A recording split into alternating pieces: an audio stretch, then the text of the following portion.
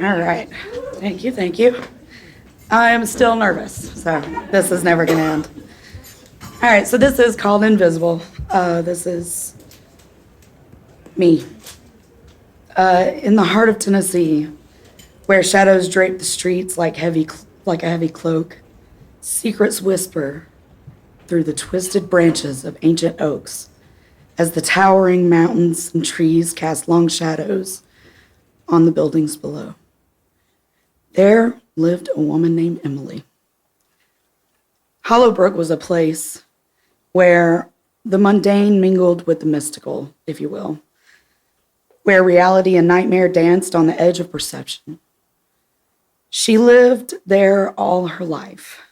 She grew up there, and actually in this very valley. With her mousy brown hair and soft-spoken demeanor, she blended seamlessly into the background, unnoticed and easily forgotten. She never had friends and never dated anyone in her entire lifetime. Even her parents barely noticed, past their favorite son, her younger brother, Robbie. Graduated high school, went to college. She should have had the whole college experience, but no one ever seemed to notice or care there either. She moved through the town day after day with the quiet resignation of a ghost, her presence unnoticed somehow amidst the hundreds of people who hurried past her without a second glance. From the moment she stepped out of her apartment each morning, Emily felt as though she were invisible, a phantom drifting through the lives of others. Her days were spent in the suffocating boredom of a bland office building where she toiled away at her desk in solitude. Her coworkers barely spared her a passing glance, their conversations and laughter echoing through the halls, sterile halls like distant whispers that never quite reached her ears. Emily's attempts at forging connections were met with polite but distant responses, or worse, unnoticed at all, leaving her feeling increasingly isolated in a sea of faces that never seemed to see hers. Her family treated her no better. She became so depressed that her brother married his best friend, and they adopted two wonderful kids together, and Emily had never met them. The little bastards called her Ghost Aunt. What the fuck? As weeks turned into months, Emily's sense of invisibility worsened, seeping into every fiber of her until she felt like little more than a shadow of her former self. She found herself fading into the background of mirrors, her reflection growing fainter each passing day. It was as though the very essence of her existence were slowly being erased, leaving behind nothing but a shallow shell of a woman she once was. The feeling of invisibility was inevitably creating a truly ghostly monster out of the woman in front of you. Imagine feeling so invisible in life that you fade away like a ghost, and the people around you never notice. They never even mourn. You were just never there. Emily's life took a sinister turn one fateful night when a haunting dream invaded her sleep. In the depths of the night, as the moon hung low in the sky, a thick fog rolled in from the surrounding woods. She found herself imprisoned in the darkness of her mind.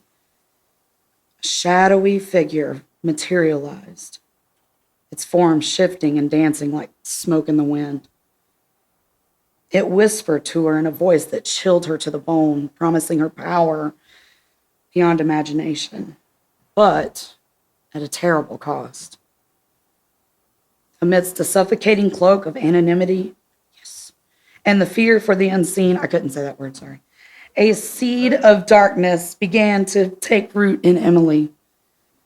It whispered to her in the dead of night, filling her mind with thoughts of revenge and retribution, leading her to imagine things in such graphic detail, even you would shudder. If no one could see her, did she truly exist? The question gnawed at her. It festered like a wound, driving her to the brink of madness as she grappled with what was left of her own reality, constantly hearing the echo of the evil voice in her head, telling her of the power she could have. When Emily awoke, her heart pounding in her chest, she found herself bathed in a cold sweat, the remnants of the dream clinging to her like cobwebs. The room was shrouded in darkness, the moonlight filtering through the curtains, casting eerie shadows across the walls. It was then that she felt it, a presence, a real presence, lurking in the shadows, unseen, but undeniably there. The specter from her dream had followed her into the waking world, attached to her like glue. As Emily walked the deserted streets on her way home from work, the darkness around her spoke as if it held the souls of 1,000 broken children. It whispered, again, promises of power, of freedom, of the chains of invisibility that bound her to the shadows. People would know her. They would finally see her. And as she stood on the precipice of her own unraveling sanity, Emily made a choice that would change the course of her fate forever. Her first victim was Mr. Abernathy, the grumpy old postman who had always treated her with disdain when he acknowledged her at all. She followed him home one evening, her footsteps silent on the damp pavement.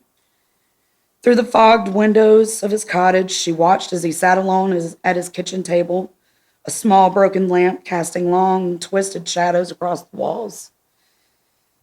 And when he turned away, unaware of the danger lurking outside, she slipped inside with the ease of a ghost. The blade of the kitchen knife felt cold and heavy in her hand as she approached him from behind. Her heart was pounding in her chest. With a swift and silent motion, she slit his throat from ear to ear, his life spilling out onto the floor in a dark crimson pool of blood. She watched with a mix of horror and fascination as the life drained from his wide, horrified eyes, leaving behind nothing but a vacant stare and the smell of urine as his body relaxed and his pupils dilated. In that moment, as she watched the light fade from his eyes, Emily felt a rush of exhilaration unlike anything she had ever experienced before. The bustling town continued on its relentless, fast pace, oblivious to the darkness that lurked there. And as Emily stood over the lifeless body of her first victim, a twisted sense of euphoria surged through her veins, intoxicating her with the heady rush of newfound power. She danced into the night, seductively licking death from her bloodied fingertips. As days turned into weeks, Emily grappled with the newfound power that had been bestowed upon her. She discovered that she could slip through crowds unnoticed, her movements as silent as a whisper in the wind. She watched from the shadows as the townspeople went about their daily lives, their secrets laid bare before her like an open book. So with each passing day, Emily's descent into madness grew. She moved through the city like a specter, her footsteps silent against the pavement as she plotted her next move. Each victim was chosen for one reason or another, each death serving as a twisted form of retribution for the years of neglect that she had endured. She was always, and will always, be invisible, she realized. The least she could do is have her revenge before she vanished into absolute nothingness. But as Emily's body count grew, so too did the weight of her own guilt. She was a good girl, Before this, she would have never heard a fly. Literally.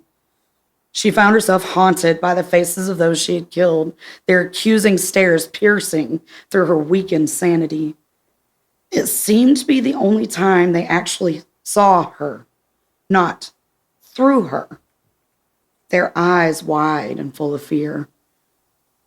And yet, even in the depths of her despair, she could not deny the exhilarating rush that came with each act of violence. Emily soon learned that her newfound invisibility came at a terrible price.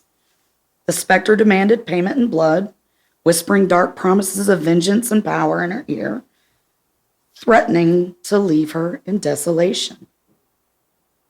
And so, driven by a hunger she could not ignore, Emily continued, a silent predator stalking the forgotten corners of Hollowbrook under the cover of darkness.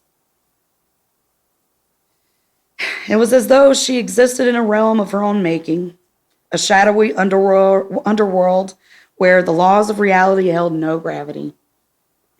As dawn broke over the city, Emily stood amidst the carnage she had wrought, her hands stained crimson, ready to do it all over again. As the days turned into weeks, Emily's reign of terror continued unabated.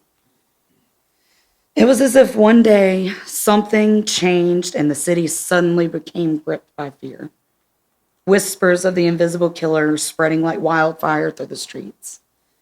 Yet, despite the mounting body count, the authorities remained baffled, unable to comprehend how a murderer could operate in plain sight. Emily reluctantly reveled in the newfound notoriety. And even if they didn't know her name, the fear and chaos she unleashed fed the darkness within her like fuel to a flame. She moved through the city with a sense of twisted purpose, her every step a testament to the power she had held over those who once overlooked her. They were going to see her now. And amidst the glorious chaos, a glimmer of doubt continued to flicker within Emily's fractured mind. She found herself constantly plagued by visions of her victims, their faces twisted in agony as they begged her to spare them. And as the weight of her sins threatened to crush her beneath their unbearable burden, Emily's grip on reality began to slip even further. Her descent into darkness grew ever deeper. The specter demanded more blood, more sacrifice, its whispers echoing in the darkest recesses of her mind. And so she continued her reign of terror, preying on the unsuspecting denizens of Hollowbrook with ruthless efficiency. One night, as she wandered the deserted streets in search of her next victim, Emily's fractured psyche finally reached its breaking point. The shadows that had once whispered sweet promises of power now coiled around her like a cold snake, their frosty embrace suffocating her with the weight of her own guilt. She tried to shake it all away, but the images penetrated the darkness behind her closed eyes.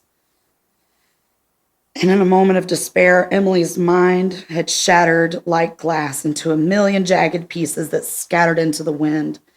She collapsed to her knees amidst the ruins of her own sanity, her screams echoing through the empty streets like a symphony of madness.